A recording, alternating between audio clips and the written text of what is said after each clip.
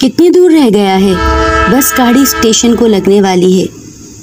ٹھٹرتی سردیاں تھیں اور اس کے علاوہ اکا دکا مسافر تھے جو اس اسٹیشن سے اگلے اسٹیشن پر اترتے۔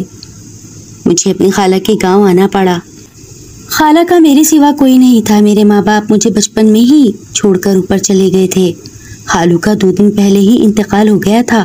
اب میں خالہ کو لینے کے لیے جا رہا تھا۔ پہلے خالو خالہ میری پرورش میرے ہی آبائی گھر میں کر رہے تھے۔ جیسے ہی میری نوکری شہر میں لگی وہ مجھے چھوڑ کر اسی گاؤں میں آ گئے تھے اور مجھے اپنے خالو کے انتقال کی خبر بذریعہ تار ملی۔ یہ وہ زمانہ تھا جب تانگے چلا کرتے تھے۔ شہر سے علاوہ دیہاتوں میں لائٹ کا نام و نشان نہ تھا۔ لوگ لالٹین کا استعمال کرتے تھے۔ اب میں آنکھیں بند کرے سردی سے دبک کر کمبل اوڑھ کر لیٹا تھا۔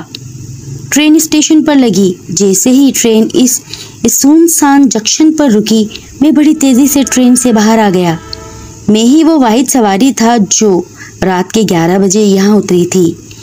کوہرے میں ڈوبا ہوا یہ اسٹیشن رات کے 11 بجے اتنا خوفناک لگ رہا تھا۔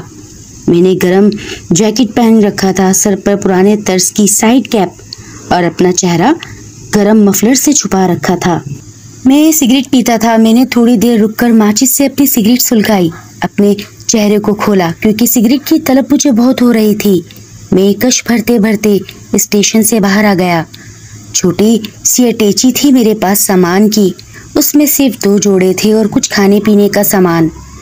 میں سفر میں بس یاسین شریف پڑھتا رہا اور وہ میری اٹیچی میں رکھی تھی۔ میں چاروں جانب دیکھ رہا تھا آنکھیں پھاڑ پھاڑ کر۔ ایک تانگا گاڑی مجھے اسٹیشن کے قریب آتی دکھائی دی۔ جی بابو، کدھر جانا ہے؟ بیٹھ جائیے۔ میں جھیل کے کنارے والی جگہ بابو راؤ کے گھر جانا چاہتا ہوں۔ تانگے والے نے بڑی گہری لمبی سانس کھینچی اور بولا، آپ کو کبھی پہلے اس گاؤں میں نہیں دیکھا؟ جی بھائی صاحب، میں پہلی دفعہ آیا ہوں۔ وہ تو صاف ظاہر ہے، ورنہ مجھے جھیل کے پاس جانے کا کبھی نہ کہتے۔ کیوں، ایسا کیا ہے؟ تانگے والے نے کہا، آپ بیٹھ جائیں مگر میں جھیل کا راستہ آنے سے پہلے چھوڑ دوں گا۔ میرا تانگا اس آم کے باغ میں نہیں جاتا۔ جیسے ہی آپ آم کے باغ پار کریں گے جھیل کے کنارہ لگ جائے گا۔ وہ آپ کو ایک کشتی بھی نظر آئے گی، مگر کشتی سے میرا کیا سر پیر؟ ارے بابو، میں تو بتا رہا ہوں، بس دائیں ہاتھ پر کو چند کوس چلنے کے بعد آبادی شروع ہو جائے گی اور پہلا گھر ہی تو بابو راؤ مرحوم کا ہے۔ آپ جانتے ہیں ان کو؟ تانگے والے نے جیسے ہی سنا بتایا اور میں نے فوراً کہا، جی میں کیوں نہیں جانتا، یہ گاؤں ہے ہی کتنا بڑا۔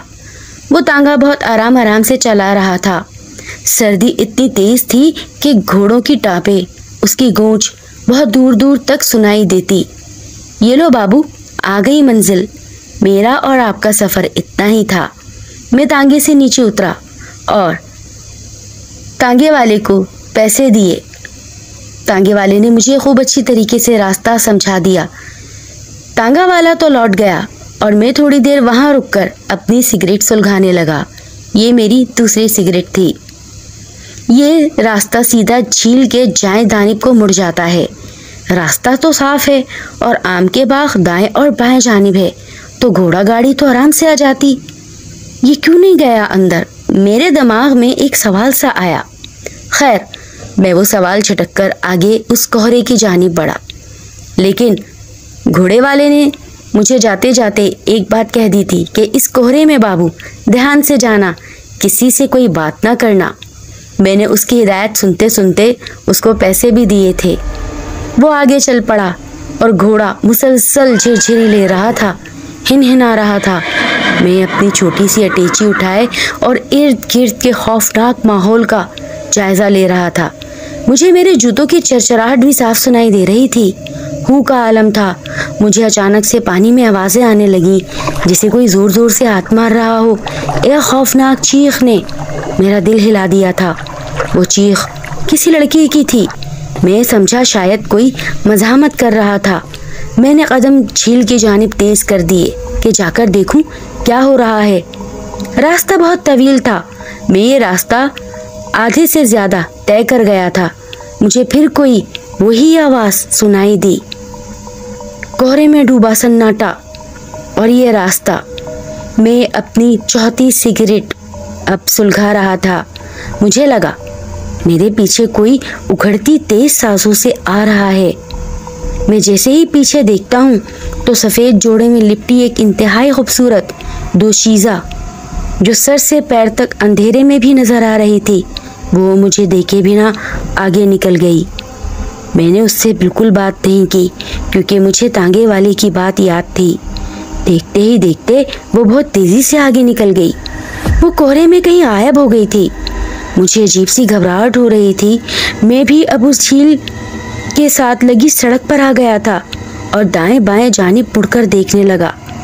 مجھے پھر لگا جیسے میرے پیچھے کوئی دوڑ کر آ رہا ہو۔ میں نے فوراً گردن گھمائی اور بہت تیز بھاگنا شروع کر دیا۔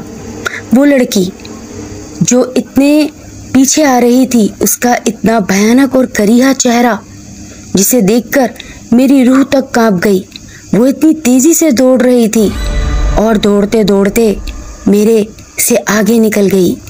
وہ میرے نزدیک نہ آ سکی تھی۔ جھیل کے کنارے بیٹھ کر دہاڑے مار مار کر رونے لگی۔ نہیں، ایسا نہیں ہو سکتا، میرا شکار بچ کر نہیں جا سکتا۔ جب میں اپنی خالہ کا دروازہ بجا رہا تھا زور زور سے تو وہ بولی، تمہاری قسمت اچھی تھی کہ تم اس یاسین کی برکت سے بچ گئے، ورنہ میرا شکار کبھی مجھ سے بچ نہ سکا۔ اور اسی بیچ خالہ نے دروازہ کھول دیا تھا۔ میں فوراً اندر داخل ہو کر خالہ سے لپٹ گیا۔ وہ سمجھ گئیں کہ میں اس خوفناک چڑیل سے بچ کر آ رہا ہوں۔ خالہ نے مجھے سکون سے بٹھایا اور دروازہ بند کر دیا۔ لالٹین کی روشنی میں میری بوڑھی خالہ بہت کمزور لگ رہی تھیں۔ خالہ امی، ہم دوپہر تک واپس چلیں گے، مجھے بڑی مشکل سے ایک دن کی چھٹی ملی ہے۔ میں خوف سے کانپ رہا تھا۔ بیٹا، اس چڑیل کے خوف کے سائے مغرب کے ہوتے ہی پورے گاؤں میں پھیل جاتے ہیں۔ بابو راؤ کو بھی تو اسی نے مارا ہے۔ کیا مطلب؟ میں اندر سو رہی تھی، تمہارے خالو پانی پینے مٹکے سے صحن میں آ گئے۔ اس رات غلطی سے کنڈی کھلی رہ گئی تھی۔ بابو راؤ کو لگا کہ کوئی دروازے پر کھانس رہا ہے۔ ارے، اتنی رات میں کون آ گیا؟ میری بھی آنکھ کھل گئی۔ اس سے پہلے کہ میں صحن میں آتی، اس چڑیل نے بابو کا دروازے پر ہی دل نوچ لیا اور غائب ہو گئی۔ میری چیخوں سے آس پاس کے لوگ اکٹھے ہو گئے، میرے گھر آ گئے، اور بس بیٹا، میرے بابو آج اس دنیا میں نہیں، وہ مجھے چھوڑ کر چلے گئے۔ تو خالہ اپنے دروازہ میرے لیے کیوں کھول دیا؟ بیٹا، میں نے تو اس چڑیل کو سمجھ کر کھولا تھا کہ وہ مجھے بھی مار دے۔ میں کیا کروں گی جی کر، لیکن مجھے کیا پتا تھا کہ میرا بھانجا آ رہا ہے۔ یہ کہہ کر میں خالہ کے گلے لگ گیا۔ نہیں خالہ امی، ایسا مت بولیں۔ میرا کیا ہوتا خالہ امی اگر آپ کو کچھ ہو جاتا؟ ہم انشاءاللہ صبح یہاں سے چلے جائیں گے، اب میں آ گیا ہوں نا۔ لسنرز، پلیز میرے چینل کو مست سبسکرائب کریں، اسے لائک کریں اور کمنٹ کریں۔ آپ کو سٹوری کیسی لگی؟ جزاک اللہ۔